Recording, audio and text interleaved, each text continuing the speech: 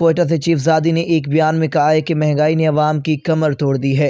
ہمیں دکھ سے یہ کہنا پڑ رہا ہے کہ ہم نے اپنی پارٹی چیئرمین کے ساتھ مہنگائی مارچ کیا، اس کا حصہ بنے اور اسلام آباد تک گئے اور نیازی حکومت کا تختہ پلٹنا، مگر کیا فرق پڑا؟ ایک عام انسان کی زندگی پر کوئی اثر نہ پڑ سکا، بلکہ پہلے سے زیادہ مہنگائی میں اضافہ ہوتا جا رہا ہے۔ آٹا ایک غریب کیا سفید پوش کی حاجت سے باہر ہو گیا ہے۔ 20 کلو آٹا کی قیمت 2800 روپے تک جا پہنچی ہے، جو کہ عوام کی پہنچ سے بہت دور ہو گئی ہے۔ ہماری اپنی لائی ہوئی حکومت سے چیئرمین بلاول بھٹو سے گزارش ہے کہ برائے مہربانی فرما کر وزیر اعظم کے ساتھ مل کر عوام کے لیے ایک مخصوص پیکج کا اعلان کریں اور آٹے کے ساتھ گھی، چینی، دالوں کی قیمتوں کو خصوصی رعایت کروائیں تاکہ عوام 2 وقت کی روٹی اپنے بچوں کے ساتھ آسانی سے کھا سکیں۔ بڑھتی ہوئی مہنگائی غریب عوام کے ساتھ زیادتی ہے۔